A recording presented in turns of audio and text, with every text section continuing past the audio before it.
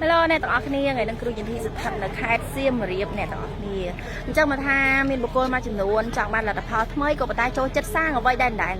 បានន័យថាហើយខ្ញុំចង់បានលទ្ធផលថ្មីខ្ញុំចង់បដូរជីវិតក៏ប៉ុន្តែនៅតែគិតខ្ញុំមិនអាចទៅរួចខ្ញុំធ្វើមិនបានខ្ញុំទៅមិនកើតខ្ញុំអត់មានលុយក៏ប៉ុន្តែចង់មានជី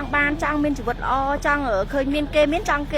មានដូចគេដែរសួរថាអញ្ចេះបុគ្គលដែលជាអ្នកមានគឺត្រង់ខ្លាំងណាស់អ្នកទាំងអស់គ្នាក៏ដឹងហើយបុគ្គលមួយចំនួនចំណាយនឹងវាសនាគេអូយហេតុតែវាសនាគេល្អ ABC អីចឹងទៅ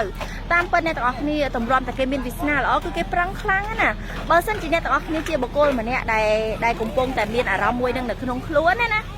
ខ្ញុំសូមប្រាប់អ្នកទាំងអស់គ្នាថាអ្នកទាំងអស់គ្នាត្រូវតែប្រឹងឲ្យពេញទំហឹង